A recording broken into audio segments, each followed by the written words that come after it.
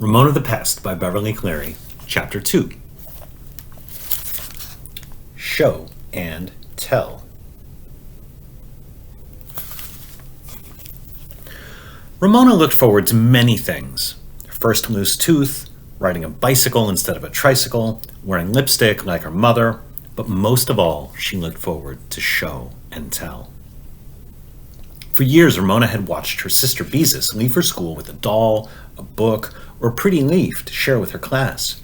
She had watched Beezus' friend Henry Huggins carry mysterious, lumpy packages past her house on his way to school. She had listened to Beezus talk about the interesting things her class brought to school: turtles, ballpoint pens that wrote in 3 different colors, a live clam in a jar of sand and seawater. Now, at last, the time had come for Ramona to show and tell. "What are you going to take to show your class?"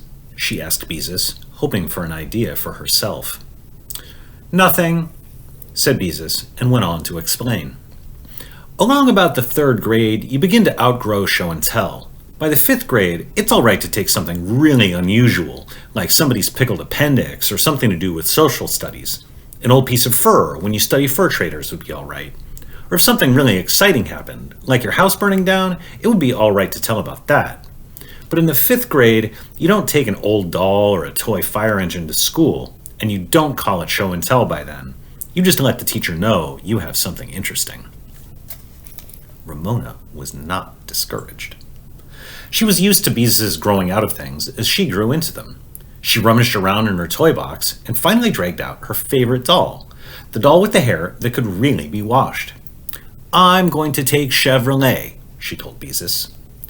"Nobody names a doll Chevrolet," said Beezus, whose dolls had names like Sandra or Patty. "I do," Ramona answered. "I think Chevrolet is the most beautiful name in the world." "Well, she's a horrid-looking doll," said Beezus. "Her hair is green. Besides, you don't play with her." "I wash her hair," said Ramona loyally, "and the only reason what's left of her hair looks sort of green is that I tried to blue it like Howie's grandmother, who has her hair blued at the beauty shop. Mama said putting bluing on yellow hair turned it green. Anyway, I think it's pretty." When the time finally came to start school, Ramona was disappointed once more to see Mrs. Kemp approaching with Howie and little Willa Jean. "Mama, come on," begged Ramona, dragging at her mother's hand. But her mother waited until the Kemps had caught up. Willa Jean was even sloppier this morning. There were crumbs on the front of her sweater. She was drinking apple juice out of a nursing bottle. Willa Jean dropped the bottle when she saw Chevrolet and sat there with apple juice dripping down her chin while she stared at Ramona's doll. "Ramona is taking her doll to school for show and tell," said Mrs. Quimby. Howie looked worried. "I don't have anything for show and tell," he said. "That's all right, Howie," said Mrs. Quimby. "Miss Binny doesn't expect you to take something every day." "I want to take something," said Howie. "My goodness, Howie," said his mother. "What if 29 children each brought something? Miss Binny wouldn't have time to teach you anything." "She's taking something." Howie pointed to Ramona. There was something familiar about the way Howie was behaving. Ramona pulled at her mother's hand. "Come on, Mama." "Ramona, I think it would be nice if you ran in the house and found something to lend Howie to take to school," said Mrs. Quimby. Ramona did not think the idea was nice at all, but she recognized that lending Howie something might be faster than arguing with him. She ran into the house, where she snatched up the first thing she saw, a stuffed rabbit that had already been given hard wear before the cat had adopted it as sort of a practice gopher. The cat liked to chew the rabbit's tail, carry it around in his mouth, or lie down and kick it with his hind feet. When Ramona thrust the rabbit into Howie's hand, Mrs. Kemp said, "Say thank you, Howie." "It's just an old beat-up bunny," said Howie scornfully. When his mother wasn't looking, he handed the rabbit to Willa Jean, who dropped her apple juice, seized the rabbit, and began to chew its tail. "Huh, just like our cat," thought Ramona, as the group proceeded toward school. "Don't forget Ramona's bunny," said Mrs. Kemp when they reached the kindergarten playground. "I don't want her old bunny," said Howie. "Now, Howie," said his mother, "Ramona was kind enough to share her bunny, so you be nice." To Mrs. Quimby, she said, as if Howie could not hear, "Howie needs to learn manners. Share." Ramona had learned about sharing in nursery school, where she either had to share something of her own that she did not want to share, or she had to share something that belonged to somebody else she did not want to share either. "That's all right, Howie," she said. "You don't have to share my rabbit." Howie looked grateful, but his mother thrust the rabbit into his hands anyway. At the beginning, on that second day of kindergarten, Ramona felt shy because she was not sure what Miss Binny would think about a girl who'd been made to sit on the bench. But Miss Binny smiled and said, "Good morning, Ramona," and seemed to have forgotten all about the day before. Ramona sat Chevrolet in her little cupboard with the duck on the door and waited for show and tell. "Did anyone bring something to show the class?" asked Miss Binny after the class had sung the Donzer song. Ramona remembered to raise her hand, and Miss Binny invited her to come to the front of the room to show the class what she had brought. Ramona took Chevrolet from her cupboard and stood beside Miss Binny's desk, where she discovered she did not know what to say.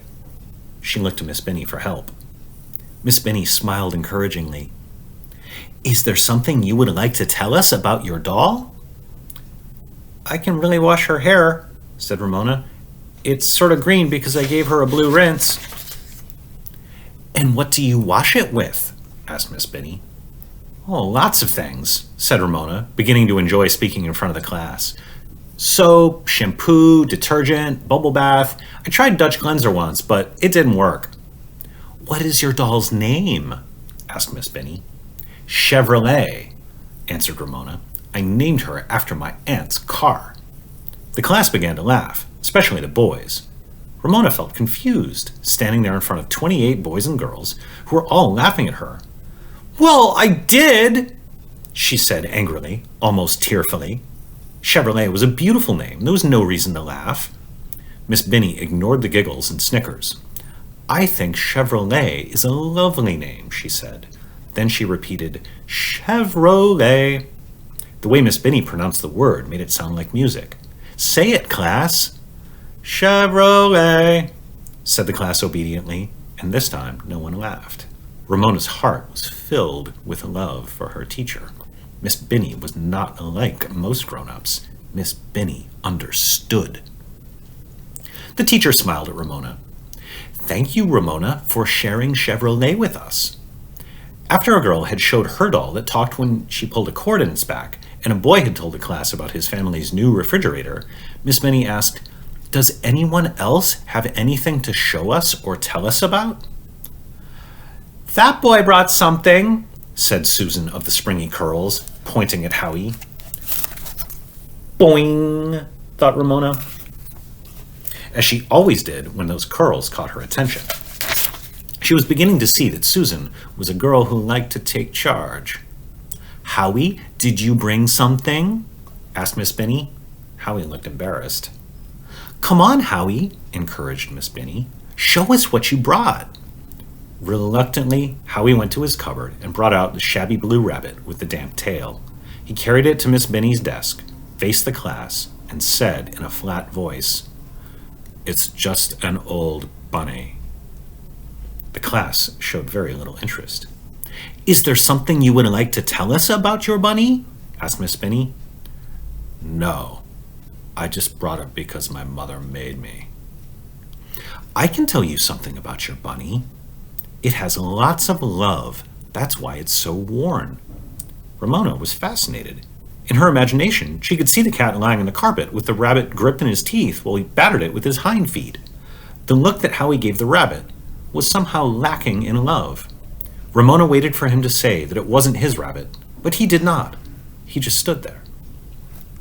Miss Binny, seeing that Howie could not be encouraged to speak in front of the class, opened a drawer in her desk, and as she reached inside, she said, "I have a present for your bunny."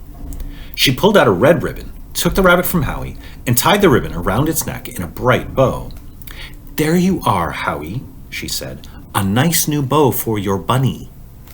Howie mumbled, "Thank you," and as quickly as possible hid the rabbit in his cupboard. Ramona was delighted.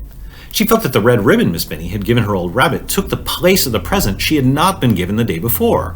All morning, she thought about the things she could do with that red ribbon.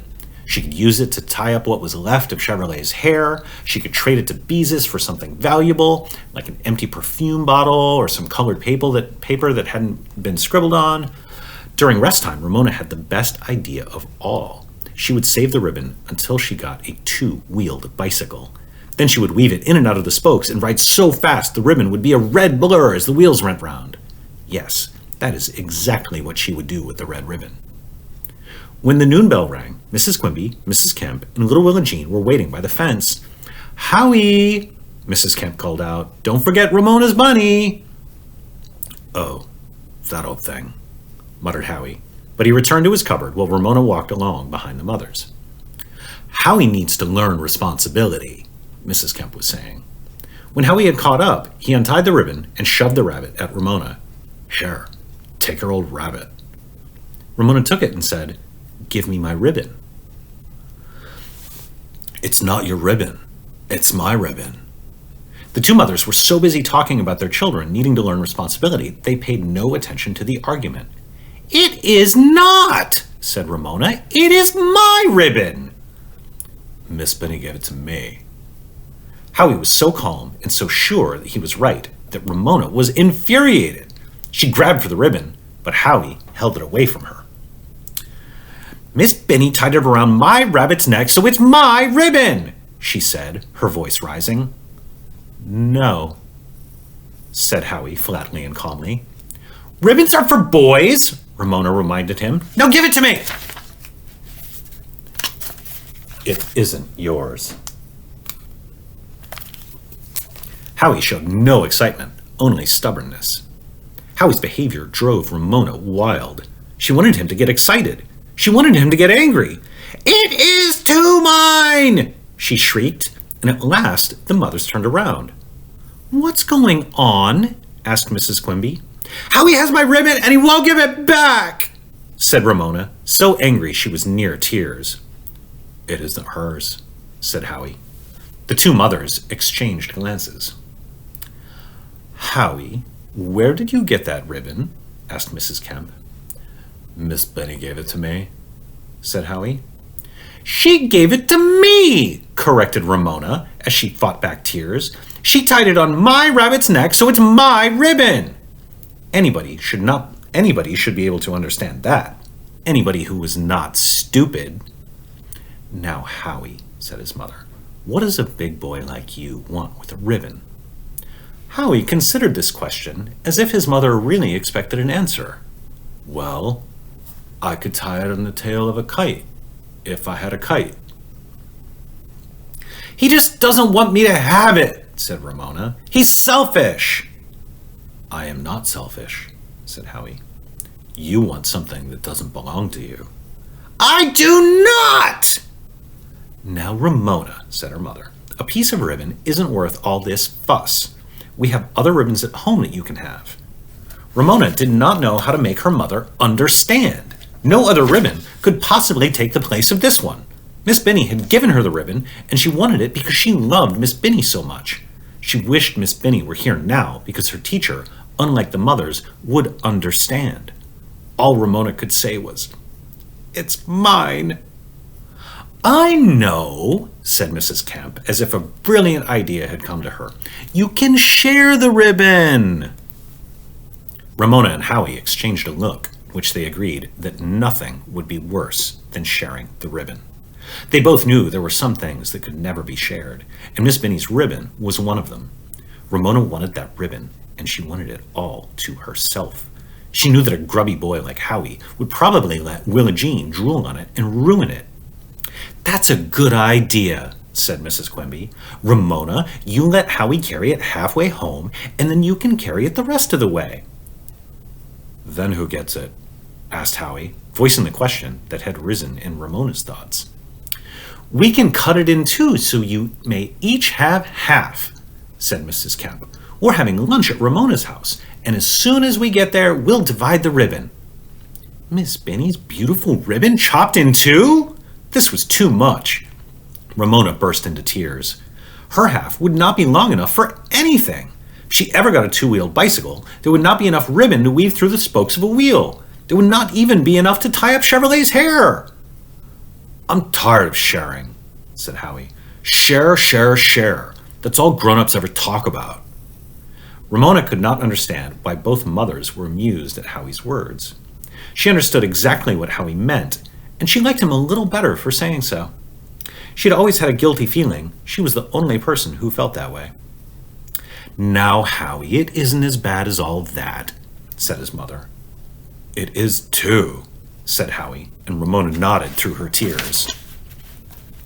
Give me the ribbon, said Mrs. Kemp. Maybe after lunch we'll all feel better. Reluctantly, Howie surrendered the precious ribbon and said, I suppose we're having tuna fish sandwiches again. Howie, that's not polite, said his mother. At the Quimby's house, Ramona's mother said, Why don't you and Howie play with your tricycle while I prepare lunch? Sure, Ramona, said Howie, as the two mothers boosted Willa Jean's stroller up the steps, and he and Ramona were left together, whether they wanted to be or not. Ramona sat down on the steps and tried to think of a name to call Howie. Pieface wasn't bad enough. If she used some of the names she had heard big boys use at school, her mother would come out and scold her. Perhaps Little Booby Boy would do. Where's your trike? Asked Howie. In the garage, answered Ramona. I don't ride it anymore now that I'm in kindergarten. How come? I'm too big. Everybody else on the block rides two-wheelers. Only babies ride tricycles. She made this remark because she knew Howie still rode his tricycle. She was so angry about the ribbon, she wanted to hurt his feelings. If Howie's feelings were hurt, he did not show it.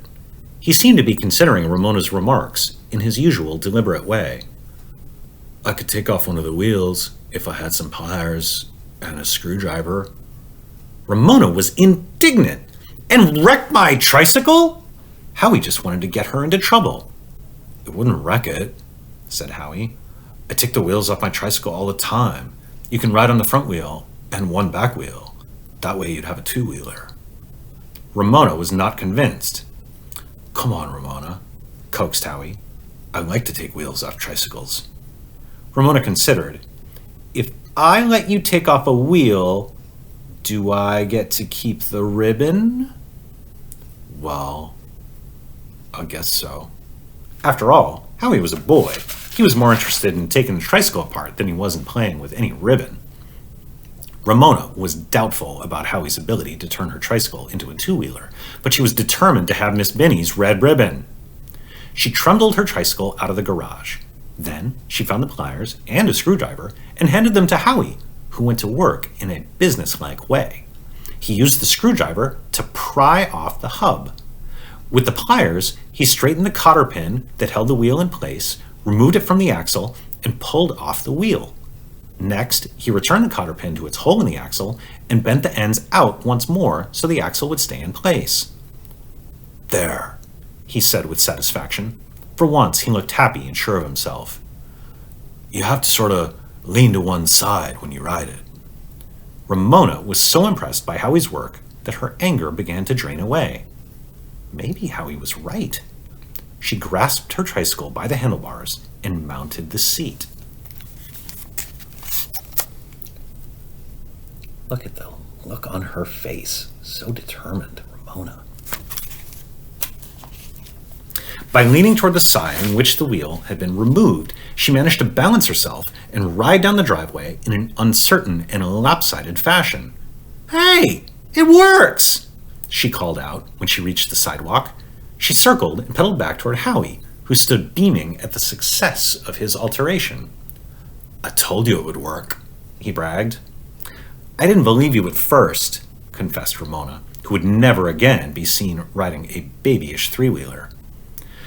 The back door opened, and Mrs. Quimby called out, Come on, children, your tuna sandwiches are ready.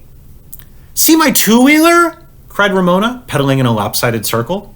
Well, aren't you a big girl? Exclaimed her mother. How did you ever manage to do that? Ramona came to a halt. Howie fixed my trike for me and told me how to ride it. What a clever boy, said Mrs. Quimby. You must be very good with tools. Howie beamed with pleasure at this compliment. And Mama, said Ramona, Howie says I can have Miss Benny's ribbon. Sure, agreed Howie. What do I want with an old ribbon? I'm going to weave it in and out of the front spokes of my two-wheeler and ride so fast it'll make a blur, said Ramona. Come on, Howie, let's go eat our tuna fish sandwiches. See you next time.